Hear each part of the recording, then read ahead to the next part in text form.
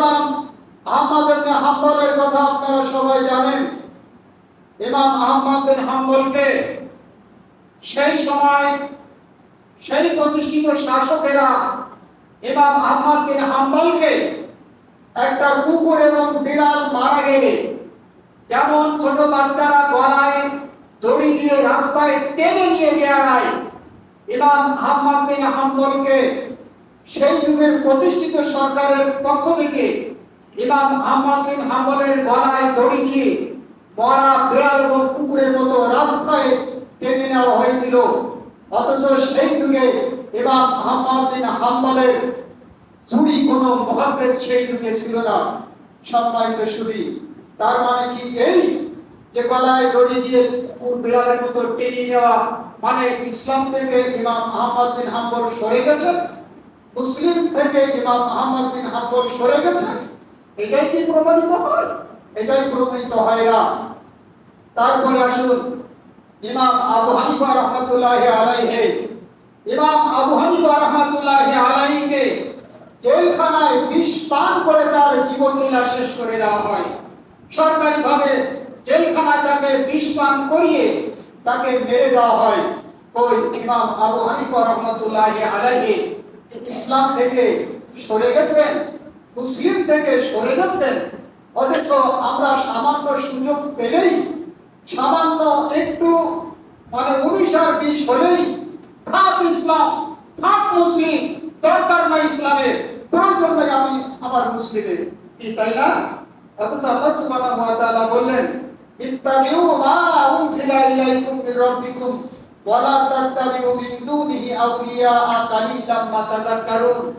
ইত্তাবা করো, অনুসরণ করো মা উনজিলা ইলাইকুম মির রাব্বিকুম, তোমাদের রবের পক্ষ থেকে যা অবতীর্ণ করা হয়েছে, রবের পক্ষ থেকে অবতীর্ণ করা হয়েছে কোরআনুল কারীমের গোটা কোরআনুল কারীম রবের পক্ষ থেকে অবতীর্ণ করা হয়েছে। এবং নবী মুহাম্মদ রাসূলুল্লাহ সাল্লাল্লাহু আলাইহি ওয়াসাল্লামের 23 বছর নবুয়তের জিন্দেগিতে নবী মুহাম্মদ রাসূলুল্লাহ সাল্লাল্লাহু আলাইহি ওয়াসাল্লাম যত কথা বলেছেন সবগুলো হাদিস, যত কাজ করেছেন সবগুলো হাদিস। আল্লাহ নবী সাল্লাল্লাহু আলাইহি ওয়াসাল্লামের সামনে সাহাবীরা অনেক কাজ করেছেন, কথা বলেছেন, আল্লাহ নবী সাল্লাল্লাহু আলাইহি ওয়াসাল্লাম সেগুলো নিষেধ করেনি, করতেও বলেনি। এগুলো হলো মৌন সম্মতি হাদিস, এগুলো হলো হাদিস। সুতরাং প্রত্যেকটা ব্যক্তি, প্রত্যেকটা মুসলিম তার ব্যক্তি জীবন থেকে আন্তর্জাতিক জাতীয় জীবন পর্যন্ত প্রত্যেকটা পদক্ষেপে, প্রত্যেকটা মুহূর্তে যেখানে যা কিছুর প্রয়োজন ইসলাম সব কিছু কমপ্লিট করে দিয়ে চলে গেছেন বিশ্বনবী মুহাম্মদ রাসূলুল্লাহ সাল্লাল্লাহু আলাইহি ওয়াসাল্লাম। অথচ আপনার আমার সামনে বিজাতীয় সভ্যতা, বিজাতীয় কালচার আসলেই যেন আমি সেটাই ছুঁড়ে ফেলে দিই যেটা সাহাবায়ে কেরাম আঁকড়ে ধরেছিলেন, যেটা নবী মুহাম্মদ রাসূলুল্লাহ সাল্লাল্লাহু আলাইহি ওয়াসাল্লামের সাথীরা আঁকড়ে ধরেছিলেন, যেগুলো মুহাদ্দিসিন ইকরাম যেগুলো আঁকড়ে ধরেছিলেন, আল্লাহ নবী সাল্লাল্লাহু আলাইহি ওয়াসাল্লামের পরবর্তী যুগে যারা আঁকড়ে ধরেছিলেন। আমাদের সামনে সামান্য বিজাতীয় সভ্যতা আসলেই আমরা ইসলামকে ছুঁড়ে ফেলে দেই, মুসলিমকে জলাঞ্জলি দেই, আমরা বিজাতীয় সভ্যতাকে গ্রহণ করে ফেলি। এটাই কি আসলে মুসলিম আদর্শ? এটাই কি মুসলিমের দাবি? আর আল্লাহ সুবহানাহু ওয়া তাআলা কি এটাই বলেছিলেন ইত্তাবিউ মা উনজিলা আলাইকুম মির রাব্বিকুম ওয়া লা তাত্তাবিউ মিন দুনিহি আউলিয়া কালিলাম মা তাযাক্কারুন। আল্লাহ বলেন ওয়া লা তাত্তাবিউ, তুমি অনুসরণ করো না, মেনে নিও না।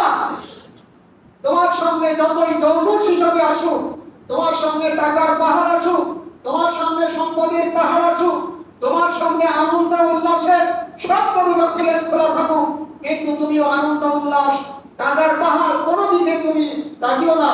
তুমি তাকাও ইহদিনাস সিরাতাল মুস্তাকিম। সাহাবায়ে ইসমিনরা যে পথে চলেছিল, নবী আলাইহিস সালাতু ওয়াস সালাম যে পথে চলেছিল, তুমিও সেই পথে চলবে। অথচ আমরা এখন বিজাতীয় সভ্যতাগুলো একেবারে যখন আমাদের সামনে এসে যায়, আমার ইসলাম থাক, আমার মুসলিম, আমি মুসলিম থাক, যাই থাকি, সেগুলো ফেলে দিয়ে আমি বিজাতীয় সভ্যতা গ্রহণ করি।